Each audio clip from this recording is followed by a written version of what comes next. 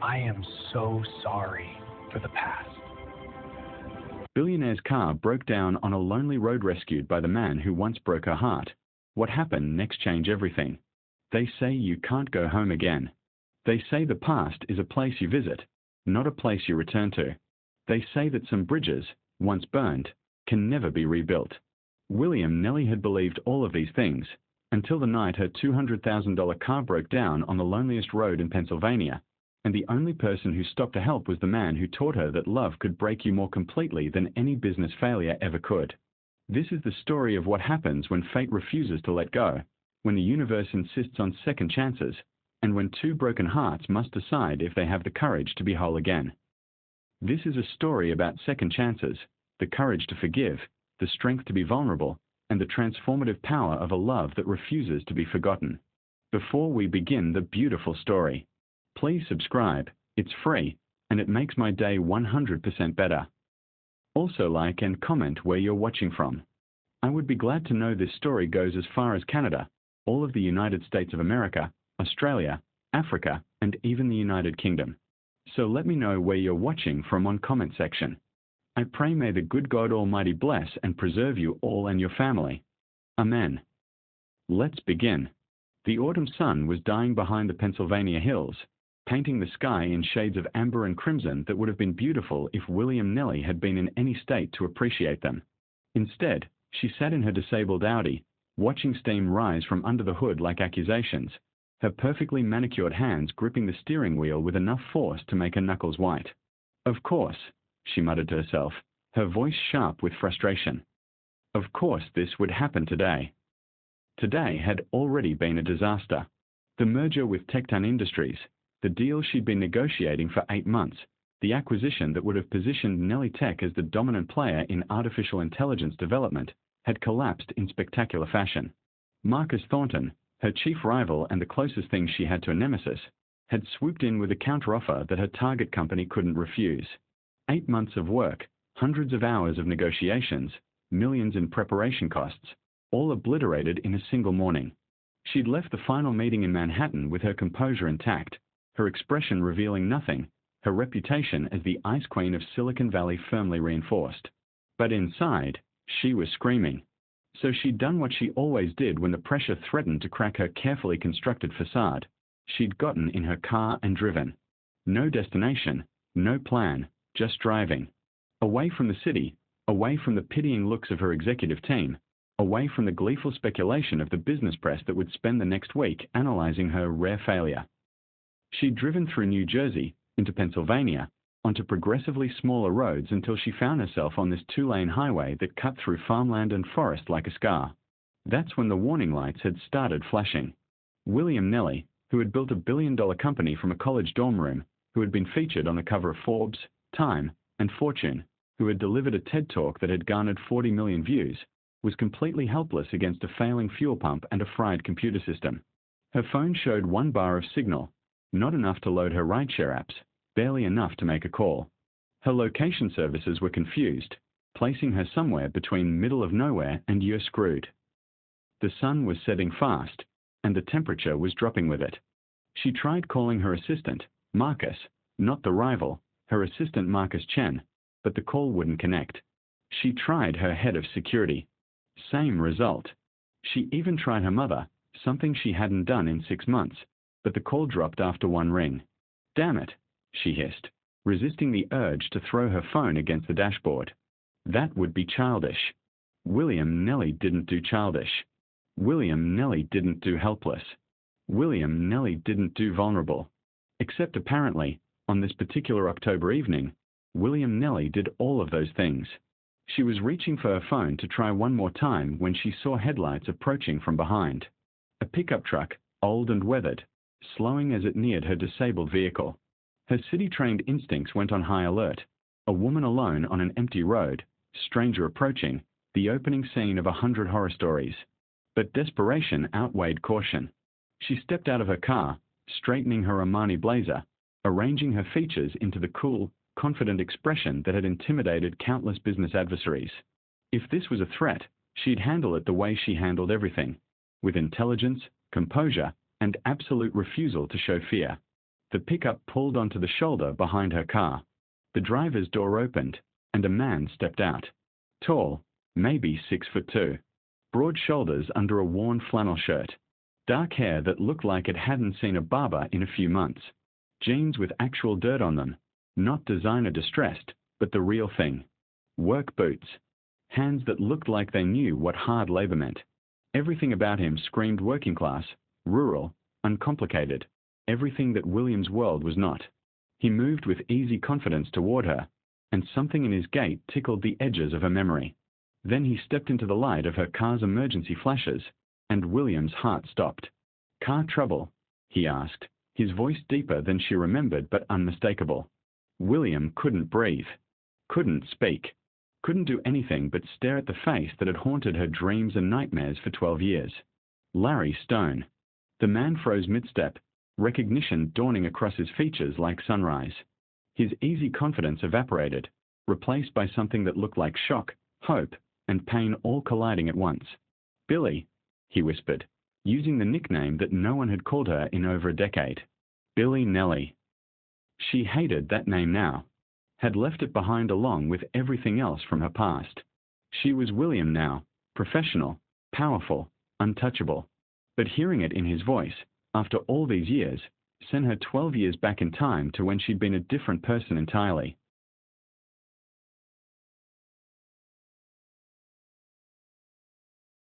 "Hello, Larry," she managed, her voice steadier than she'd expected.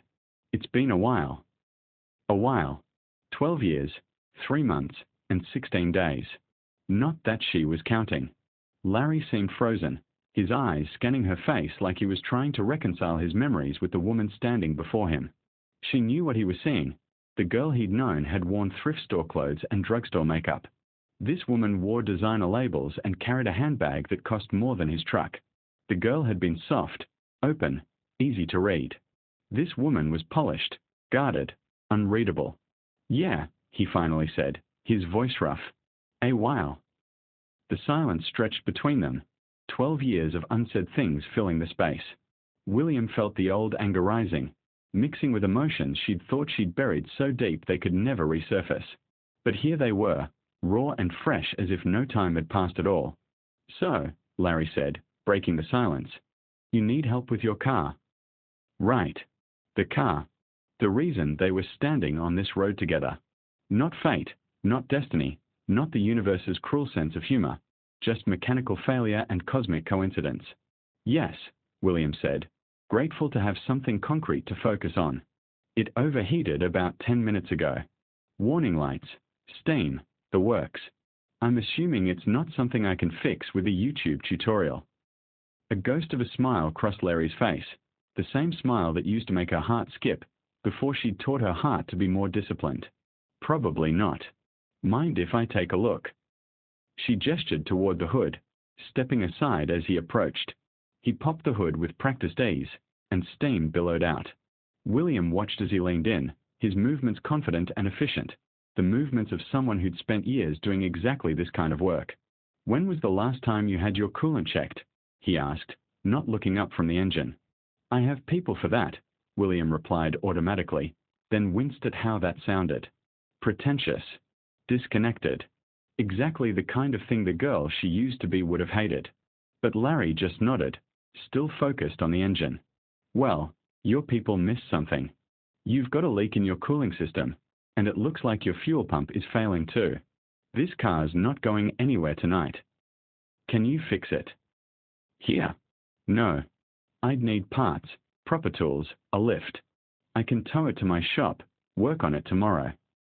He finally looked up at her, and the evening light caught his eyes, still that same impossible blue that she'd once written terrible poetry about. "Question is, what do you want to do tonight? There's no hotels out here, and you're a good 40 minutes from anything resembling civilization." William's mind raced through options. Call a service, except her phone barely worked. Walk, except she was wearing 4-inch heels and a pencil skirt. Wait with the car, except the temperature was dropping fast, and she hadn't eaten since a bagel at 6 that morning. "I have a suggestion," Larry said, his voice careful, like he was approaching a wild animal. "My shop's about 15 minutes from here. I've got a couch in the office, bathroom, coffee maker. It's not the Ritz, but it's warm and safe. I can tow your car there, you can spend the night, and I'll fix it first thing in the morning. You'll be back on the road by noon. Every instinct William had developed over 12 years of fighting her way through the male-dominated tech industry screamed at her to refuse. Don't be alone with him. Don't be vulnerable. Don't let him see you need anything from anyone, least of all him.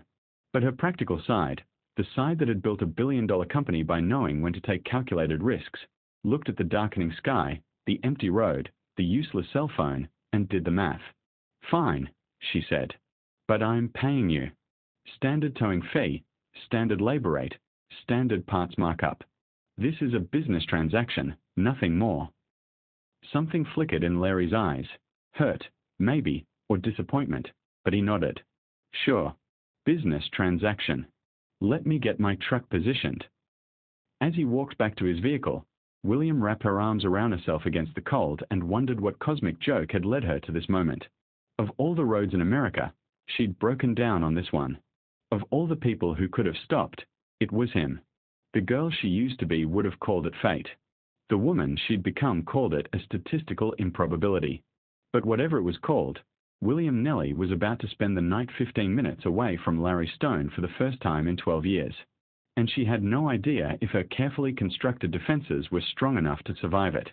As Larry tows William to his shop and she settles uncomfortably on the worn couch in his office, surrounded by auto parts catalogs and the smell of motor oil, the awkwardness between them is suffocating. They make stilted small talk. William mentions her company without any detail. Larry mentions his father's passing 3 years ago, but they're both dancing around the elephant in the room. Finally, as Larry makes coffee on a machine that looks older than their relationship, William's composure cracks. Why did you do it? She asks, her voice barely above a whisper. Why did you just disappear? Larry's hand freezes on the coffee pot. For a long moment, he doesn't turn around, doesn't speak. When he finally does face her, his expression is full of pain. I wrote you a letter, he says. The day I left. I wrote you a 12-page letter explaining everything. I never got any letter. I know. I found out years later. Your mother intercepted it. She called me, told me she'd burned it, told me to stay away from you because you were moving on and I'd only hurt you more. She said you were applying to MIT, that you had a real chance at a real future, and I was just the towny boyfriend who'd hold you back. William's world tilts. She'd spent 12 years believing Larry had simply abandoned her, had chosen the easy path over loving her. But if he'd written a letter, if her mother had hidden it, what did it say? She asks. The letter. Larry sits down across from her, his elbows on his knees, his hands clasped. It said that my father had been diagnosed with stage 4 pancreatic cancer, that he had 6 months, maybe a year, that he was going to lose the shop, lose everything he'd built, and I was all he had. It said that I loved you more than anything in the world, but I couldn't watch my father die alone.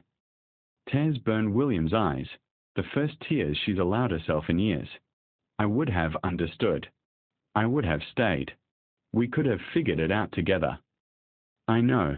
But your mother convinced me that asking you to stay would be selfish. She showed me your acceptance letter to MIT. You got a full scholarship, Billy. Full ride to one of the best schools in the country. How could I ask you to give that up to watch my father waste away in a small town? So you made the decision for me. You decided what I could handle, what I deserved, what I wanted, without even asking me. Yes, Larry admits, and the simple honesty of it is both infuriating and heartbreaking. And I've regretted it every single day since. Twist number 2, the competitor's connection. The next morning, as Larry works on her car and William tries unsuccessfully to get enough cell signal to check her email, a Mercedes pulls up to the shop. Out steps Marcus Thornton, William's business rival, the man who just destroyed her merger. But he's not there for William. He's there for Larry. Larry, good to see you, man. Is the McLaren ready? William watches in shock as her nemesis and her ex-boyfriend exchange friendly greetings. Larry wipes his hands on a rag and nods toward a gorgeous sports car in the back bay. All set. Replaced the transmission. Upgraded the suspension like you wanted. She'll purr like a kitten now. It's only when Marcus is signing the paperwork that he notices William standing in the shadows of the office. His expression shifts from friendly to predatory in an instant. William Nellie. What an unexpected surprise. Car trouble. Nothing I can't handle, William replies coolly, but her mind is racing. Marcus Thornton knows Larry Stone. More than knows, they're friendly. After Marcus leaves, William confronts Larry. How do you know him? Marcus. He's a customer. Has been for about 5 years. Brings his fancy cars here because I'm the best mechanic within 100 miles. His words, not mine. And did he know about us? About our history? Larry's face darkens. I never mentioned you specifically, but he knew I'd had a serious girlfriend back in the day. He asked once. I gave him the basics. Why? William's mind is putting pieces together, pieces that form a very ugly picture. 6 months ago, Marcus called me out of the blue. Said he'd heard I was from Pennsylvania originally, said he had a shop in the area, asked if I'd ever known anyone named Larry Stone. I said no, I hadn't used my real first name in years, and I thought you'd be long gone from here. But if he put it together. Put what together? That you were my weakness. My one vulnerability in an otherwise impenetrable fortress. William starts pacing. The merger that fell apart yesterday? The one Marcus sabotaged? We were negotiating at a resort in the Poconos, less than an hour from here, and my car was serviced 3 days ago by my regular mechanic in Manhattan. There's no way that fuel pump should have failed unless someone sabotaged it. You think Marcus deliberately stranded you here? Why? To rattle me. To throw me off my game. He knows that emotions are my weakness. I've built my entire career on being the ice queen, never letting feelings cloud my judgment. But if he could get me emotional, vulnerable, distracted. She laughs bitterly. And where better to do that than face to face with the man who broke my heart? Larry looks sick. So this whole thing, you and me, here, now, it's part of some corporate game. The car breaking down was Marcus. But us. William meets his eyes. That's just fate being cruel. Twist number 3, Larry's engagement. That afternoon, as William makes reluctant peace with spending another night at the shop, the parts won't arrive until tomorrow morning. A blonde woman walks through the door carrying a covered dish. Larry, I brought you dinner. I know how you forget to eat when you're working on a complex repair. She stops dead when she sees William. Oh, you have company. Larry scrambles up from where he'd been under William's Audi. Sarah. Hi. This is an old friend. Her car broke down. I'm fixing it. Sarah's smile is polite but doesn't reach her eyes. An old friend. How nice. She sets the dish on the desk and extends her hand to William. I am Sarah Mitchell. Larry's fiancée. The word hits William like a physical blow. Fiancée. She shouldn't care. She has no right to care. It's been 12 years. But somehow, knowing Larry is engaged, about to marry someone else, makes everything hurt in a way she wasn't prepared for. Congratulations, William manages, shaking Sarah's hand with the same professional grace she uses with business adversaries. When's the wedding? 3 months, Sarah says, and there's something sharp in her voice. We've been engaged for 2 years, but we finally set a date. Right, Larry. Larry looks deeply uncomfortable. Yeah, 3 months. After Sarah leaves, pointedly without kissing Larry goodbye, the tension in the shop is suffocating. William is furious with herself for caring, furious with Larry for making her care, furious with the universe for this entire situation. You're engaged, she says flatly. Yes. For 2 years. Yes. Do you love her? The question hangs in the air. Larry takes a long time to answer. Sarah's a good person. We've known each other since we were kids. Our parents were best friends. After my dad died, she was there. She helped me through the worst time of my life. She never asked for more than I could give. She's patient and kind and... That's not what I asked, William interrupts. I asked if you love her. Larry meets her eyes, and the pain in them is answer enough. I'm trying to. Late that night, Unable to sleep on the uncomfortable couch, William finds Larry still in the garage, working on her car even though it's well past midnight. She watches him for a moment, the way his muscles move under his shirt, the concentration on his face, the grace in his movements despite the roughness of the work. "You don't have to work through the night," she says finally. "I can wait until tomorrow." Larry doesn't look up. Can't sleep anyway. Might as well be useful. William moves into the garage, perching on a stool near the workbench. "Tell me the rest of it." "The rest of what?" "The real reason you left. The full story of that day. I've spent 12 years filling in the blanks with my imagination, and I need to know the truth." Larry sets down his wrench and finally looks at her. In the harsh fluorescent light of the garage, the years between them feel both infinite and non-existent. "Your mother came to see me," he begins, "the day before you got your MIT letter. She told me she'd seen your potential long before I did. She said you were going to be something extraordinary, and she was right. Look at you now. But she said that you'd never reach your potential if you stayed here, tied to me, to this town, to a life of ordinariness. I wouldn't have seen it that way. She knew you wouldn't. She said you loved me too much, that you'd sacrifice everything for me without even seeing it as a sacrifice.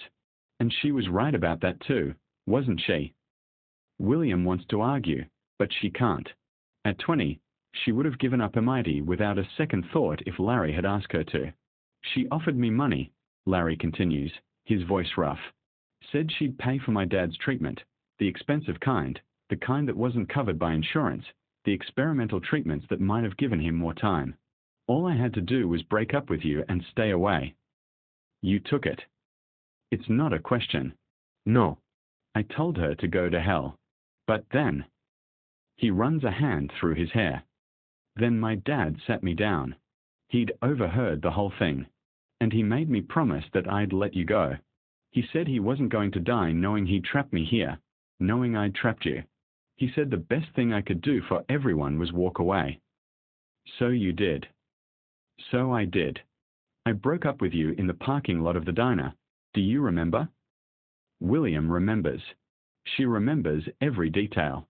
The smell of frying oil. The neon sign flickering behind his head. The way his voice cracked when he said he didn't love her anymore. The way she'd known, absolutely known, that he was lying, but pride had kept her from fighting for them. "I wrote the letter because I couldn't bear for you to think I'd stopped loving you," Larry continues. "But when your mother called 2 days later and told me she destroyed it, told me you'd already left for Cambridge early, told me you were better off without me, I believed her. And I've spent 12 years living with that decision." "Your father," William says quietly. "You said he died 3 years ago, but the diagnosis was 12 years ago. He should have. He lived 9 years after they gave him 6 months. The treatments your mother eventually paid for, without my knowledge, bought him time. Not enough time, but more than we'd expected. I didn't find out she'd paid for everything until after he died, when I was going through his papers." The revelation sits heavy between them. Everything William had believed about that day, about the reasons, about the choices, all of it was built on incomplete information and interference from people who thought they knew best. "She was trying to protect me," William says, though the words taste bitter. "She was trying to control you," Larry corrects. There's a difference. The next morning, Sarah returns to the shop, but this time, she's not bringing food. She's bringing truth. "I know who you are," she says to William without preamble. "I've known since yesterday. William Nellie, tech billionaire, Forbes cover girl, the woman Larry's been in love with for 12 years. "Sarah," Larry starts, but she holds up a hand. "Don't. I've watched you carry a torch for her for 2 years. I thought if I was patient enough, kind enough, good enough, you'd eventually let her go. But you never did you? Sarah, I care about you. But you don't love me. Not the way you love her." Sarah's voice breaks, but she keeps going. "Do you know how humiliating it is? Being engaged to a man who's emotionally married to his past? Our families are thrilled. Our mothers have been planning this wedding since we were teenagers. But what about what I want? Don't I deserve someone who looks at me the way you look at her?" The truth of it fills the shop. Larry can't meet Sarah's eyes. William feels like an intruder in this moment, but she can't look away. I'm sorry, Larry says finally. You deserve so much better than what I've given you. You're right. Ido. Sarah pulls the engagement ring off her finger and sets it on the workbench. I'm done being your consolation prize. I'm done being the woman you're settling for because the one you really want got away. I'm calling off the wedding. Sarah, wait. No. I've waited long enough. I've wasted 2 years waiting for you to love me. I'm not wasting any more. She turns to William. He's yours if you want him. But I'll tell you this. Loving Larry Stone is like holding water in your hands. No matter how hard you grip, he'll find a way to slip through your fingers. Because he's so busy protecting everyone else, he never stops to protect himself. She leaves, and the silence she leaves behind is deafening. With Sarah gone and the car finally repaired, William has no reason to stay. Her phone works now. She's been flooded with messages from her team, her investors, the press. The world has noticed her absence, and there are fires to put out, damage to control, a company to run. But as she stands beside her car, keys in hand, she can't make herself get in. I need to tell you something, she says to Larry, who's wiping his hands on a rag and studiously not looking at her, about why I built what I built. You don't owe me any explanations. Maybe not, but I'm going to give you one anyway. She takes a deep breath. When you left, I didn't just lose my boyfriend. I lost my faith in love, in trust, in the idea that I could depend on anyone but myself. So I built a fortress. I built a company, a reputation, an entire life based on one principle. Never need anyone. Never be vulnerable. Never give your heart to someone who can destroy you. Billy. I became William. Cold, calculating, untouchable William Nelly. The Ice Queen. Do you know what they say about me in Silicon Valley? That I don't have a heart. I have a processor. That I've dated exactly 3 people in 12 years, and I ended all 3 relationships the moment they got too close. That I sleep 4 hours a night because nightmares don't come for people who don't feel. That's not true, Larry says softly. You feel. You've always felt everything too much. That's what made you so special. I learned to stop feeling. It was the only way to survive. Because if I felt everything, if I let myself remember what it was like to love you, I'd never be able to function. Tears stream down her face now, years of suppressed emotion finally breaking through. But being here, with you, these past 2 days, I can't stop feeling. And I'm terrified. Because I built my entire life on being the woman who doesn't need anyone, and you make me remember the girl who needed you like oxygen. Larry closes the distance between them, his hands gentle on her shoulders. Maybe that girl had the right idea. Maybe needing people isn't weakness. Maybe it's the only thing that makes us human. I don't know how to be that girl anymore. Then don't be. Be who you are now, strong, successful, brilliant. But maybe leave a little room for being human too. Before William can respond, before she can decide whether to leave or stay, Marcus Thornton pulls into the shop parking lot with 3 SUVs and a news crew. William Nelly, he calls out, all false bonhomie and shark smiles. I've been looking everywhere for you. When you disappeared after our meeting, people were worried. Some even wondered if you'd had a breakdown. Losing that merger must have been devastating. William's business instincts snap back into place. This is an ambush. Marcus has brought press specifically to catch her in a vulnerable moment, to paint a narrative of the Ice Queen melting down. I hardly call taking a personal day a disappearance, Marcus, but I'm touched by your concern. Her voice is cool, professional, all traces of tears gone. And is this where you took your personal day? A day. He looks around with barely concealed disdain. Mechanic shop. Larry Stone is the best mechanic in Pennsylvania, William says smoothly. When my car broke down, I was fortunate enough to be near his shop. He's provided excellent service. Larry Stone, Marcus repeats, and there's something cruel in his smile. That's an interesting coincidence, because I seem to remember you claiming you didn't know anyone named Larry Stone when I asked you 6 months ago. The reporter's cameras swivel between them, sensing blood in the water. William's mind races. She can deny it, claim she forgot, claim it was a different Larry Stone. But that would make her look dishonest. She can admit it, but that gives Marcus ammunition, makes her look emotional, compromised. Or she can do what she's never done before, tell the truth. You're right, she says clearly. Elite. Larry and I dated 12 years ago, before I went to college. We broke up, lost touch, and I haven't seen him since, until my car broke down yesterday. I said I didn't know him because I value my privacy and saw no reason to discuss my personal history with a business competitor. And yet here you are, spending days with your ex-boyfriend in his garage. One has to wonder if there's more to this story. Wonder all you want, Marcus. But while you're wondering, maybe ask yourself this. Why are you so interested in my personal life? Could it be because you can't beat me in business, so you're trying to find some personal weakness to exploit? The reporters are eating it up, cameras clicking furiously. Marcus's smile hardens. I don't need to exploit your weaknesses, William. You're doing that yourself. While you've been playing garage romance, I've been closing deals. In fact, I just signed the acquisition papers for Tecton Industries, the company you wanted so badly. So you've lost the merger and apparently your composure. How does it feel to have everything falling apart? This is the moment. This is where the old William would have struck back with cold fury, would have demolished Marcus with surgical precision, would have won the battle while losing herself. But something has changed. You want to know how it feels, Marcus? William says, and her voice is steady but no longer cold. It feels like perspective. Yes, I lost that merger. It was 8 months of work down the drain. But I'm still standing. My company is still strong. And I just spent 2 days remembering who I was before I became so obsessed with winning that I forgot why I was playing the game in the first place.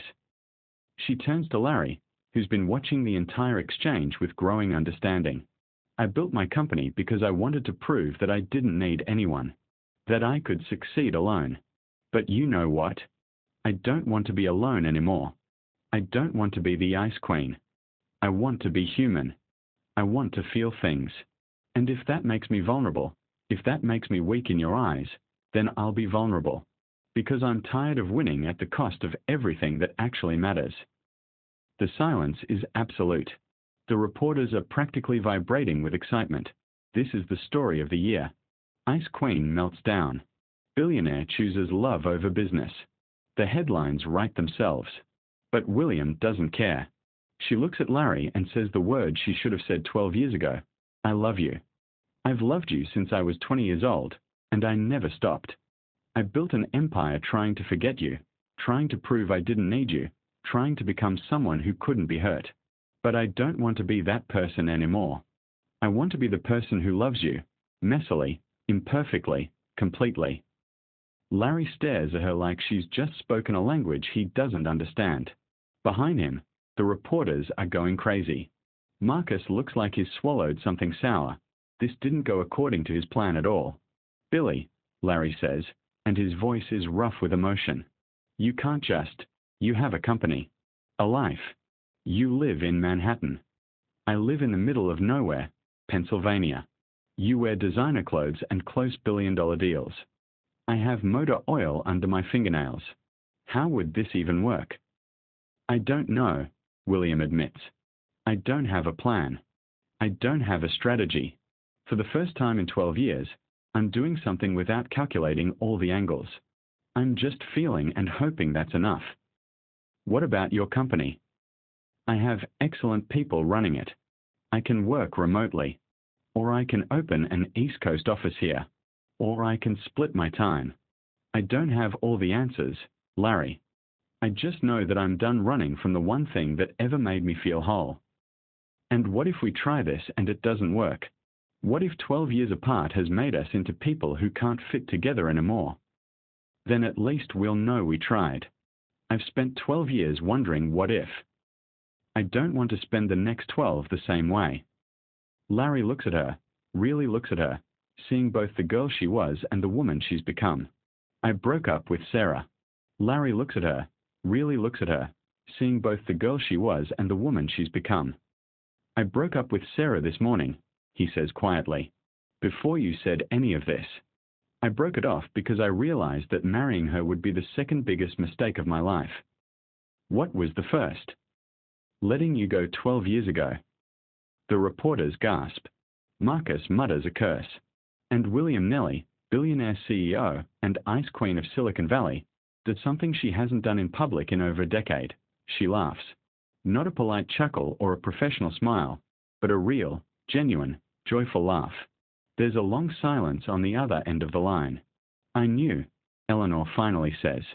Knew what? That you never stopped loving him. I watched you build that company, watched you become successful beyond my wildest dreams for you. But I also watched you become hollow, cold, nothing like the vibrant girl you used to be. And I knew it was my fault. William is so shocked she nearly drops the phone. Mom. I thought I was protecting you.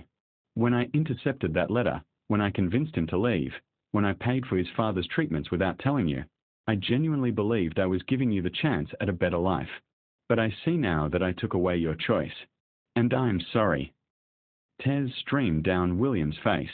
Do you mean that? I've had 12 years to regret what I did. Watching you on those videos, seeing you finally look alive again, I can't regret it anymore. You needed to become who you are now. You needed to build that strength, that confidence, that empire. But you also need love. And if Larry Stone is who gives you that, then I need to make peace with it. I need you to do more than make peace with it, Mom. I need you to support it, because it's not going anywhere, and neither am I. Then I'll support it. I'll try, anyway. Old habits die hard. I know, but we have time. They talk for another hour, really talk, more honestly than they have in years. It doesn't fix everything. 12 years of distance and hurt can't be healed in one conversation. But it's a start. Larry's family situation is more complicated. His mother passed away when he was 15, and he was an only child. But he has aunts, uncles, cousins, a whole extended family in the area who've known him his entire life. They're deeply skeptical of the billionaire from New York who suddenly reappeared in Larry's life. She broke your heart once, his Aunt Marie says bluntly when Larry brings William to a family dinner. What's to stop her from doing it again? I broke her heart first, Larry corrects. And we were kids. We are not kids anymore. She's fancy, Uncle Joe adds, eyeing William's designer outfit with suspicion. We are not fancy people, Larry. How's that going to work? William, who's faced down hostile boards and aggressive investors without flinching, finds herself more nervous at this family dinner than any business meeting she's ever attended. These people matter to Larry, which means they matter to her. I know I'm not what you expected, she says carefully. I know I come from a different world. But I'm not asking Larry to change for me, and I'm not changing for him. We are just trying to figure out how to build a life that works for both of us. And when you get bored of playing small-town girlfriend, Aunt Marie presses. When the novelty wears off and you remember you're a big-shot CEO, then I'll still be in love with your nephew. My job doesn't change that. Where I live doesn't change that. The only thing that could change it is if Larry decided he didn't want me. And even then, I'd probably spend the rest of my life trying to win him back. The blunt honesty seems to surprise them. Uncle Joe actually cracks a smile. She's got spine, he admits. I'll give her that. It takes 3 more family dinners before Aunt Marie stops looking at William like she's about to steal the silverware. But eventually, they come around. It helps that William shows up at the garage on Saturday mornings to help Larry with restorations, despite having no mechanical skills whatsoever. It helps that she eats Uncle Joe's burnt barbecue without complaint. It helps that she clearly, obviously, desperately loves their nephew. Families are complicated, but so is everything worth having. While William is learning to navigate personal relationships, she's also dealing with the professional fallout of her very public declaration. Her board of directors is divided. Half of them think her display of emotion was a sign of weakness that will damage the company's reputation. The other half think the humanizing moment has actually made her more relatable and could be good for their brand. The investors are nervous. William has always been their steady hand, their reliable leader. This sudden vulnerability makes them question her judgment. And Marcus Thornton is circling like a shark that smelled blood. 2 weeks after the viral video, he makes his move. He starts calling William's largest investors, planting seeds of doubt. Can you really trust someone who makes major life decisions on camera? He asks. What's to stop her from making equally impulsive business decisions?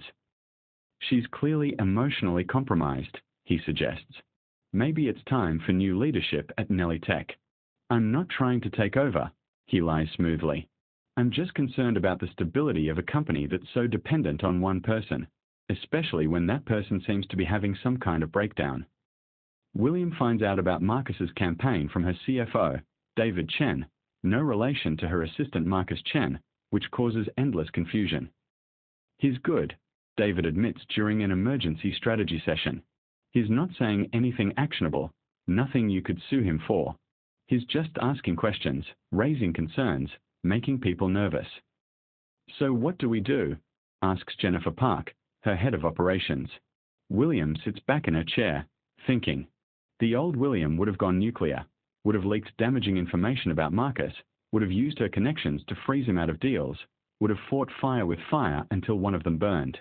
But the old William was also miserable. We do nothing, she says finally. Her executive team stares at her like she's grown a second head. Nothing. David repeats. William, he's actively trying to undermine you. If we don't respond, we show that we are confident enough in our position that we don't need to dignify his attacks with a response. We let our work speak for itself. That's a risky strategy, Jennifer warns. Everything worth doing is risky. But I'm tired of playing Marcus's game.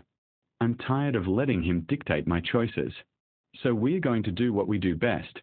We're going to build incredible products, close solid deals, and prove that my personal life has zero impact on my professional capabilities. And if that doesn't work, David asks, then I'll have tried something different. And if I fail, at least I'll fail as myself, not as the person Marcus wants me to be. It's a gamble. But William didn't build a billion-dollar company by playing it safe. Over the next month, she proves her strategy right. Nelly Tech announces a new AI partnership with a major healthcare company, a deal William had been quietly negotiating for months while everyone was distracted by her personal drama. The stock price jumps 15%. They launch a new product that gets rave reviews from tech critics. Investors who were nervous start to relax. The board stops calling emergency meetings. And Marcus's whisper campaign loses momentum because there's nothing to support it. William isn't having a breakdown. She's not making impulsive business decisions. She's just living her life and doing her job better than ever because she's finally not carrying the weight of 12 years of emotional suppression. 3 months after the viral video, Forbes runs a cover story, The New William Nelly, Why Vulnerability Might Be Tech's Secret Weapon. The article talks about her relationship with Larry, yes. But it also talks about how her openness has changed her leadership style, making her more accessible to her employees. How it's inspired other tech leaders to talk more openly about work-life balance and mental health. How being human might actually be good for business. Marcus Thornton declines to comment for the article. William hears through the grapevine that his own investors are starting to question his judgment, specifically, his judgment in picking a public fight with William Nelly and losing. Karma, William reflects, is satisfying. By month 4, William and Larry have found their rhythm. William spends Monday through Thursday in Manhattan, running her company from her office in a gleaming tower in Midtown. She attends meetings, makes decisions, works 14-hour days. It's intense and exhausting, and she's good at it. Thursday evenings, she gets in her car, which now runs perfectly, thanks to Larry's thorough repairs and modifications, and drives to Pennsylvania. The drive takes 3 hours, depending on traffic, and she uses it to decompress. By the time she pulls into the gravel driveway of Larry's shop, she's shed the CEO persona and is just Billy again. I really missed Friday you. through Sunday, I missed you more, my Larry's sunshine. girlfriend. She helps in the shop when he needs an extra pair of hands. She's learned how to change oil and replace brake pads, much to her surprise. They have dinner with his family. They take long walks through the countryside. They watch terrible movies on his worn couch. They talk about everything and nothing.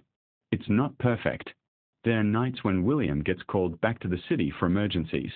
There are weekends when Larry has to work through the night to finish a rush job. They argue about stupid things like whose turn it is to buy groceries and serious things like whether William works too much. She does, according to Larry, but she's working on it. But it works. The shop expansion William proposed is in progress. Larry was resistant at first, didn't want to take her money, didn't want to owe her anything. But William pointed out that it was a legitimate business investment with projected ROI, and eventually he agreed. Now, instead of a cramped two-bay garage, Larry's running a state-of-the-art restoration and custom-build facility.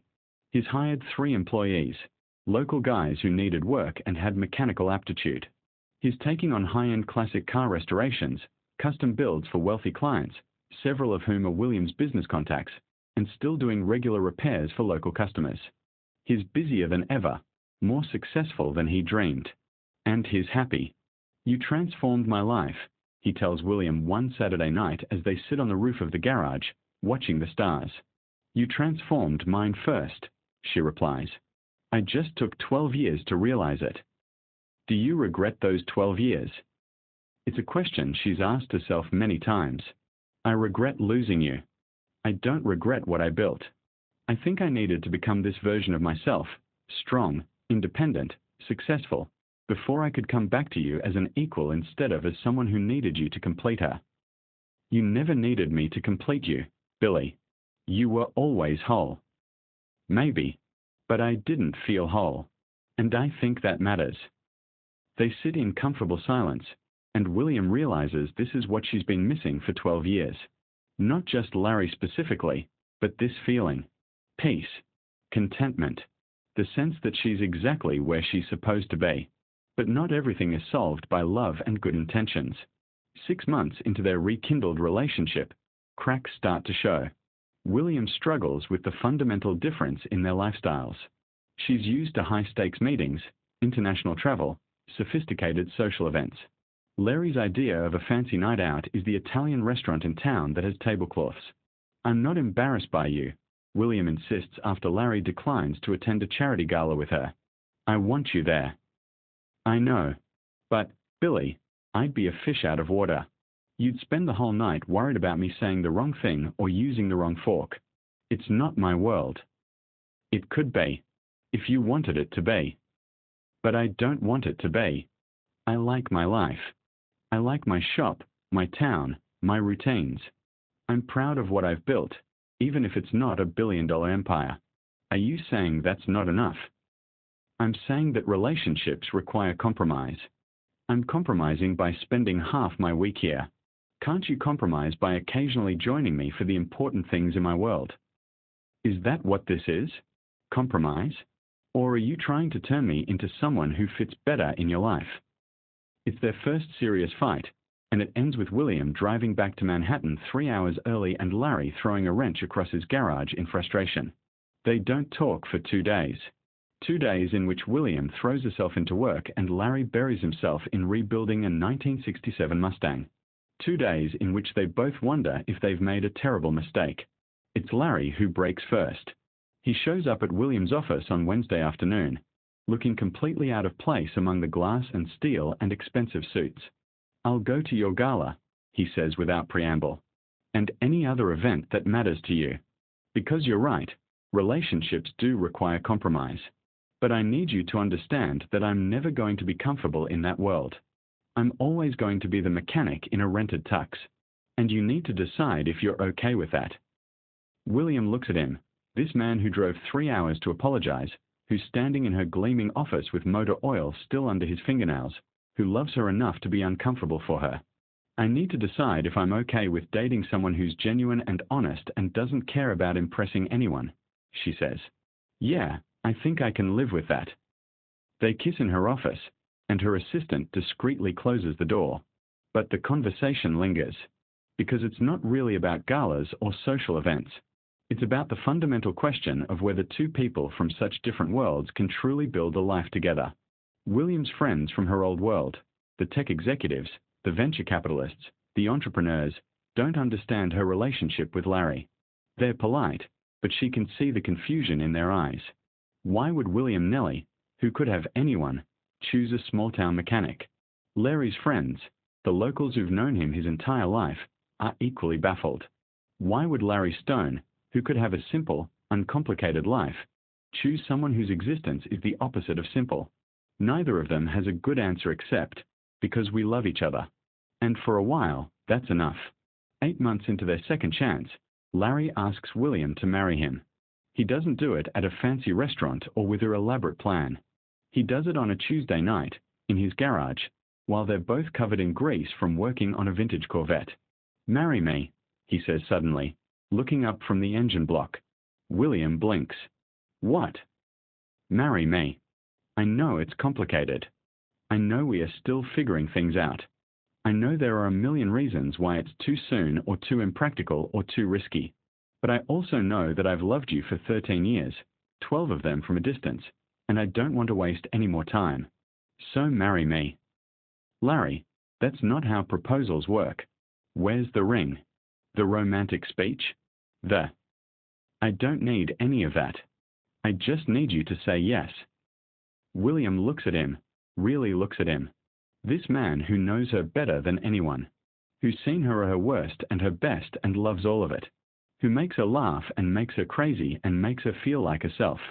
"Yes," she says. "Yes. Yes, I'll marry you. But we are doing this right. I want a proper proposal, with a ring and everything." Larry grins. "Demanding, aren't you?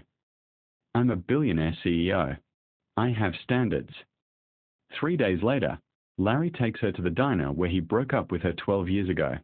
The same diner, the same booth, even the same flickering neon sign out front. "This is where I made the biggest mistake of my life," he says, taking her hand across the worn table. "I want to make this the place where I fix it." He pulls out a ring, not some massive diamond that screams money, but a simple, elegant band with a single stone that catches the diner's fluorescent light perfectly. "William Nelly, you're the most brilliant, infuriating, amazing person I've ever known. You've built an empire, changed an industry, and somehow still found it in your heart to give me a second chance I absolutely didn't deserve. I promise to spend the rest of my life trying to deserve it. Will you marry me?" William is crying. Again, she seems to do that a lot now, and nodding. "Yes. Yes, absolutely yes." He slides the ring onto her finger, and it fits perfectly. The elderly waitress who's been working at this diner for 40 years brings them free pie and refuses to take payment. "About damn time," she says. "I remember when you two were kids. Broke my heart when you split up." They eat pie and talk about wedding plans, or rather, William talks about wedding plans and Larry listens with amused tolerance. "Small ceremony," she says. "Just family and close friends. Maybe here in town, somewhere that means something to us. Not in Manhattan. Not some fancy venue. No. I want it to be us. Real us, not the version we perform for the world." "I love you," Larry says simply. "I love you too, even though you proposed in a garage. You said yes in a garage. That makes us even."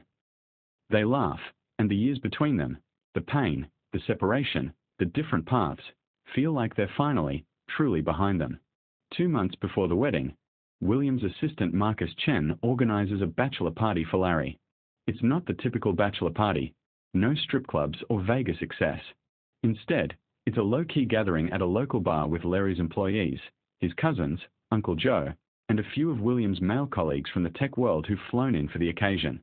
David Chen, William's CFO, ends up sitting next to Uncle Joe at the bar, and after a few beers, Uncle Joe starts telling stories about Larry as a kid. "That boy was supposed to leave," Uncle Joe says, slightly drunk and sentimental. "Had a scholarship to Penn State, full ride for mechanical engineering. Would have been the first in our family to go to college." David frowns. This is news to him, and apparently to everyone else listening. Larry never mentioned a scholarship. What happened? David asks. His dad got sick. Larry gave up the scholarship, stayed to run the shop and take care of him. Never complained, never looked back. But I always wondered what he could have become if he'd gone. The conversation moves on, but David can't let it go. After the party, he mentions it to William. "Did you know Larry had a scholarship to Penn State?" William goes very still. No. He never mentioned it. His uncle said he gave it up when his dad got sick, that he was supposed to go right when David stops, realizing what he's saying. Right when Larry broke up with William. Right when he made the decision to let her go to MIT while he stayed in their hometown. William feels like the ground has shifted beneath her. Larry didn't just sacrifice their relationship for his father. He sacrificed his entire future, his education, his dreams, his chance to be more than a small-town mechanic. She confronts him that night. "Were you ever going to tell me?" She asks without preamble when she walks into his apartment. Larry looks up from the TV, surprised. "Tell you what?" "About Penn State. About the scholarship you gave up." His face closes off. "Who told you?" "Does it matter?" "Larry, you had a full scholarship. You were supposed to go to college. You were supposed to have a different life. And you gave it all up. For what? To run your dad's garage." "To take care of my father," Larry corrects, his voice hard. "And yes, to run the garage so he didn't lose everything he'd built." "But your dreams were less important than making sure my dad didn't die alone and broke. I made my choice, Billy. I don't regret it." "How can you not regret it? You could have been an engineer, could have designed cars instead of just fixing them. You could have." "Could have what?" "Been more like you. Had a more impressive career. Made more money." Larry stands up, frustrated. "Not everyone measures success the way you do. I'm happy with my life. I'm proud of what I've built. Why isn't that enough?" "It is enough. I'm not saying you're not successful. I'm just saying you had more options than you took. And you never told me. In 8 months of being back together, you never thought to mention that you gave up college." "Because it doesn't matter. It was 13 years ago. I've moved on." "Have you?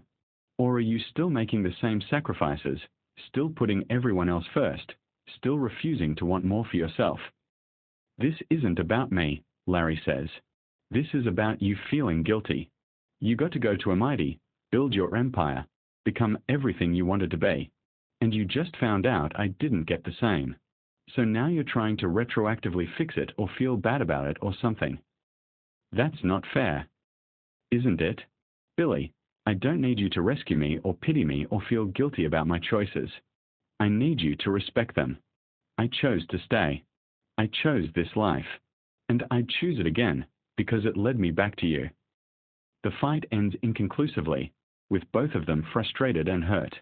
William goes back to Manhattan early, and Larry doesn't try to stop her. 6 weeks before the wedding, everything falls apart. It starts with an article in Business Insider.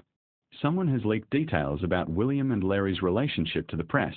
Not the cute, romantic details, but the messy, complicated parts.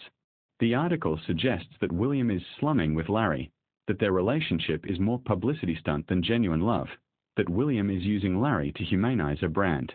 It's vicious, full of anonymous quotes from sources close to the couple saying things like, "She treats him like a pet project, not a partner." He's way out of his depth in her world. The relationship won't last once the novelty wears off. The article goes viral. Suddenly, everyone has an opinion about William and Larry's relationship. Social media explodes with hot takes. Some people defend them. Others pile on, adding their own theories and criticisms. William is furious, not at the article itself, but at the invasion of privacy. She's dealt with negative press before, but this feels different.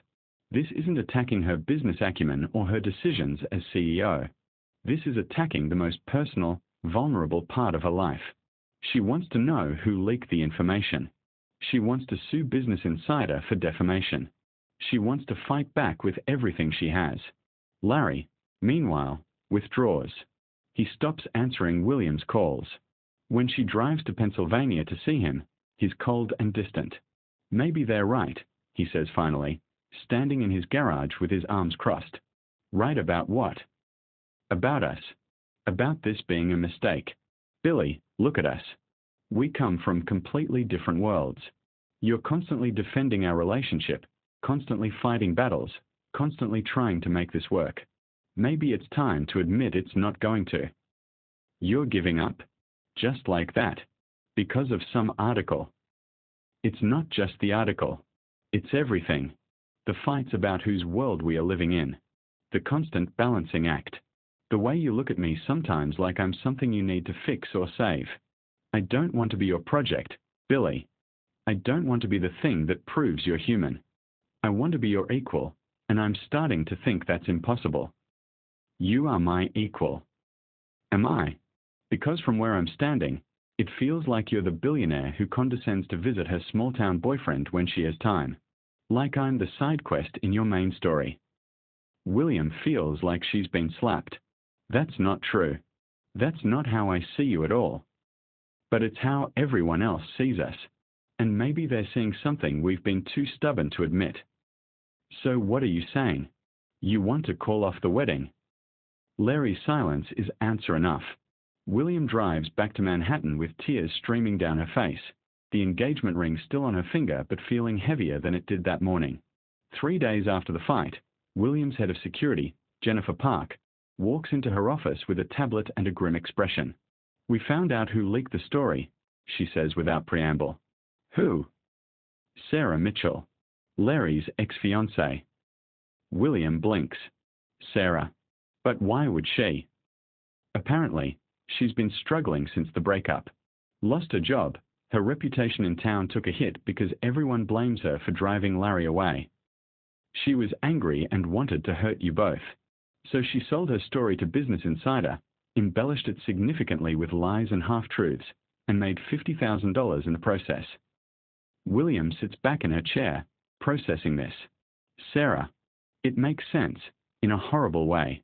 Helleth no fury and all that. Can we sue her?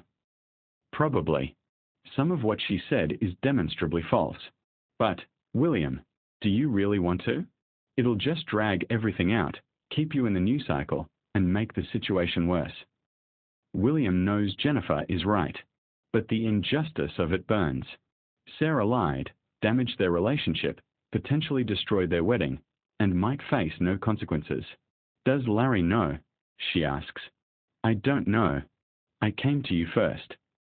William makes a decision. I need to tell him. In person. She drives to Pennsylvania that afternoon, not even bothering to pack a bag. She walks into Larry's garage and finds him under a car, just like the first night they reconnected. I know who leaked the story, she says. Larry rolls out from under the car, his expression guarded. Who? Sarah. She watches a dozen emotions cross his face. Shock, anger, betrayal, sadness. He sits up, wiping his hands on a rag absently. Sarah, he repeats flatly. My security team traced it back to her. She sold the story to Business Insider, made up half the quotes, deliberately tried to sabotage us. And before you say it, no, I'm not telling you this to manipulate you or to make you feel guilty. I'm telling you because you deserve to know the truth. What you do with that information is up to you. Larry is quiet for a long moment. Then, I went to see her. After our fight, I wanted to apologize for how everything ended between us, for not being honest about my feelings earlier. And she seemed fine. Said she'd moved on, had started dating someone new, wished me well. I actually felt relieved, like maybe I hadn't hurt her as badly as I thought. He laughs bitterly. Turns out she was just planning her revenge. I'm sorry. Don't be. This isn't your fault. He looks at her finally, and some of the coldness from their last conversation has melted away. I'm the one who should apologize. For what I said, about you treating me like a project. That wasn't fair. Maybe it was a little fair, William admits. I do try to fix things. It's what I do. I see a problem, I find a solution. And sometimes I forget that you're not a problem that needs solving. You're just you. Perfectly fine exactly as you are. I'm far from perfect. Perfect for me, then. They sit in silence for a moment. Then Larry says, I don't want to call off the wedding. Good. Because I wasn't going to let you. Oh, really? Really? I've spent 12 years without you, Larry Stone. Really? I've spent 12 years without you, Larry Stone. I'm not spending another 12 because we let outside voices tell us what our relationship should look like. I don't care what Business Insider says. I don't care what Sarah Mitchell thinks. I don't even care what our families or friends think. I only care about us. Larry stands up and crosses to her, pulling her into his arms. She melts into him, breathing in the familiar smell of motor oil and soap and him. I love you, he says into her hair. Even when you're trying to fix me. I love you too, even when you're being stubborn about letting me help. So we are doing this? Getting married? Despite everything. Because of everything. We've fought too hard to get here to give up now. The wedding takes place on a perfect October afternoon, exactly 1 year after William's car broke down on that lonely road. They get married at the garage. Not in front of it, but literally inside it, surrounded by the tools and cars and equipment that represent Larry's life's work. William's assistant Marcus Chen has transformed the space with string lights and flowers, but it's still unmistakably a garage, and that's exactly what they want. The guest list is small. William's mother Eleanor, who cries throughout the ceremony, Uncle Joe and Aunt Marie, Larry's extended family, William's executive team, a handful of close friends. Sarah Mitchell is conspicuously absent, though she did send a brief apology letter that Larry read once and then threw away. William wears a simple white dress. Designer, yes, but understated. Larry wears a suit that actually fits him properly, courtesy of William dragging him to a tailor in Manhattan. They both look happy and nervous and completely in love. The ceremony is officiated by the elderly waitress from the diner, who got ordained online specifically for this occasion. Her speech is short and perfect. These two have loved each other through 12 years of separation, heartbreak, and growth.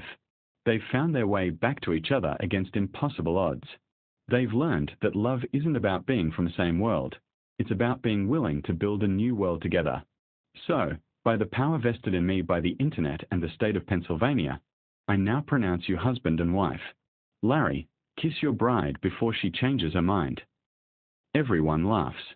Larry kisses William. And in that moment, surrounded by the people who matter most, in the place where they found each other again, everything feels exactly right. The reception is held in the expanded garage bay, with catering from both a Manhattan restaurant William loves and the local barbecue place Uncle Joe swears by. The music is a mix of William's sophisticated playlist and Larry's classic rock. The speeches are funny and touching, though Aunt Marie's is surprisingly emotional. When it's time for the first dance, William and Larry sway together to an old song that used to play on the radio during their first relationship. William rests her head on Larry's chest and closes her eyes. No regrets. Larry murmurs. Not a single one. You. Just one. William pulls back to look at him, worried. What? That I wasted 12 years being apart from you. But I guess we needed that time to become who we are now. We did. I needed to build my empire so I could stand beside you as an equal. And you needed to build your life so you'd know who you are without me. Now we get to build something together. What are we building? I don't know yet, but I can't wait to find out. 6 months into marriage, William and Larry have found their equilibrium. William still runs her company, but she's stepped back from the day-to-day operations. She's hired a COO to handle the minutiae, which frees her up to focus on strategy and vision, work she can largely do remotely. She spends 3 days a week in Manhattan, 4 in Pennsylvania. Larry's custom garage has become one of the most sought-after restoration shops on the East Coast. He has a waiting list of clients, has been featured in automotive magazines, and has even started teaching weekend classes on vintage car restoration. He's still the same Larry, still gets his hands dirty, still treats every customer with respect, but he's grown into his success in a way that feels authentic to who he is. They've bought a house together, not in town, but on the outskirts, with enough land for Larry to have a proper workshop and William to have a home office with actual walls. It's a compromise between their two worlds, and it works. Marcus Thornton's company hit rough waters after several high-profile product failures. He's still William's competitor, but is no longer the threat he once was. William could probably crush him now if she wanted to, but she doesn't. She's learned that not every battle needs to be fought. Not every slight needs to be avenged. Sometimes the best revenge is simply being happy. Sarah Mitchell moved to Pittsburgh and started over. She sent William a more substantial apology letter 6 months after the wedding. A real one this time, full of genuine remorse. William wrote back, offering forgiveness but not friendship. Some bridges, once burned, can't be fully rebuilt. But they don't have to stay burned forever, either. Eleanor Nellie visits once a month. The relationship between William and her mother is still complicated, still sometimes tense. But it's healing. Eleanor has started to understand that controlling your children isn't the same as protecting them. William has started to understand that her mother's interference came from love, however misguided. The biggest surprise comes on a Tuesday evening in April. William is working in her home office when Larry walks in with an odd expression on his face. "I got a call today," he says. "Oh. From who?" Penn State.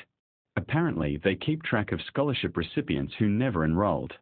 They reached out to see if I'd be interested in speaking to their engineering students, about the path I took instead, about building a business, about how success doesn't always look like what you planned. William sets down her pen, giving him her full attention. "What did you say?" "I said I'd think about it. But Billy, they also said I could still take classes if I wanted. Not for a degree, not full-time. Just auditing courses, learning for the sake of learning. Engineering, design, whatever I'm interested in. Would you want to?" Larry sits on the edge of her desk. "I think I might. Not because I regret my choices or because I want to be something different, but because I'm curious. Because learning doesn't have to be about career advancement. It can just be about growing as a person." William stands and wraps her arms around him. "Then you should do it. Take the classes. Give the speech. Do whatever makes you happy. Even if it means less time at the garage, less time with you. We'll make it work. We always do." And they do. 3 years after the wedding, William and Larry sit on their front porch, watching the sunset paint the Pennsylvania hills in shades of gold and crimson. William is pregnant, 5 months along with their first child. It wasn't planned, exactly, but it wasn't not planned either. They're both terrified and excited in equal measure. Larry has completed several engineering courses and discovered a passion for sustainable automotive design. He's working on developing electric conversion kits for classic cars, a way to preserve automotive history while adapting to environmental realities. Several major manufacturers have expressed interest in his patents. William's company has continued to thrive, but it's no longer the center of her identity. She's still CEO, still brilliant, still formidable. But she's also a wife, soon-to-be mother, and person who knows how to take weekends off. They've had their share of challenges. Disagreements about parenting philosophy before the baby is even born. Stress about balancing Larry's growing business opportunities with William's company obligations. The usual struggles of any marriage, amplified by their unusual circumstances. But they've weathered it all together. Do you ever think about that night? William asks, her hand resting on her belly. When my car broke down. Every day, Larry admits. I think about what would have happened if I'd driven a different route. If someone else had stopped first. If you hadn't forgiven me. I think about the 12 years we lost. Whether we could have made it work back then, or whether we needed that time apart. And what do you think? I think everything happened exactly as it needed to. We were kids then.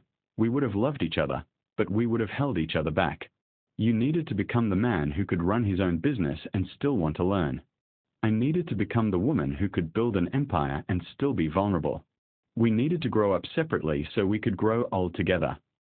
Larry takes a hand, intertwining their fingers. That's very poetic for someone who claims she's all logic and no emotion. I contain multitudes, William says primly, echoing the words she said to him 3 years ago. Yes, you do. And I love all of them. They sit in comfortable silence as the sun sinks below the horizon. In the distance, they can hear the sounds of rural Pennsylvania, crickets, a dog barking, the occasional car on the highway. It's so different from William's old life in Manhattan, from the relentless noise and pace of the city. But it's home now. Their child, a daughter, according to the ultrasound, will grow up in both worlds. She'll spend time in Manhattan skyscrapers and Pennsylvania garages. She'll learn about business strategy and engine repair, about coding and welding, about the value of ambition and the importance of community. She'll grow up knowing that success can look like many different things. That love is worth fighting for. That second chances are real. That sometimes the worst moments of your life set you up for the best ones. What should we name her? Larry asks suddenly.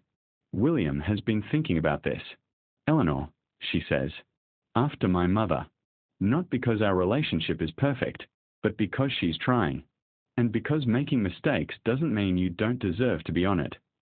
Eleanor Stone. Larry tests it out. I like it. Strong name for a strong girl. She'll need to be strong, with parents like us. She'll be amazing. She'll have your brilliance and determination. And your kindness and integrity. God help us if she has your stubbornness and my tendency to sacrifice myself for others. William laughs. Then we'll just have to teach her balance. Something we are still figuring out ourselves. We have time, Larry says. We have all the time in the world now. And they do. The story of William Nelly and Larry Stone isn't really about a car breaking down on a lonely road. It's not even about second chances, though that's certainly part of it. It's about the journey we all take to become ourselves. About the difference between the person we think we should be and the person we actually are. About learning that vulnerability isn't weakness, that needing others isn't failure, that success without happiness is just expensive loneliness. William built an empire to prove she didn't need anyone. Larry stayed in his small town to take care of everyone else. Both of them were running from the same thing, the terrifying possibility that love might not be enough. But love, they discovered, isn't supposed to be enough on its own. It's supposed to be the foundation you build on, not the entire structure. You need trust, communication, compromise, respect, laughter, patience, and the willingness to keep choosing each other even when it's hard. The viral video that started their public journey together has been viewed over 200 million times now. It's been parodied, analyzed, and turned into memes. People still stop William on the street to ask about Larry. Business school professors use their relationship as a case study in work-life balance. But for William and Larry, it's just their life. Messy, complicated, imperfect, and absolutely worth every second. On their 4th wedding anniversary, they'll return to that lonely stretch of Pennsylvania highway. They'll park William's Audi, the same one, fully restored, on the shoulder where it broke down. They'll look at the spot where fate, or coincidence, or divine intervention brought them back together. And they'll be grateful. Not for the heartbreak that preceded it, not for the 12 years lost, but for the wisdom those years brought. For the people they became in the darkness, so they could appreciate the light when they finally found it again. Because some love stories don't get second chances. Some broken things stay broken. Some roads diverged in woods lead to completely different destinations. But theirs didn't. Their road, that lonely Pennsylvania highway on an autumn evening, led them exactly where they were always meant to be. Together. Thank you so much for taking your precious time watching. Please, before you leave, don't forget to subscribe, like and comment.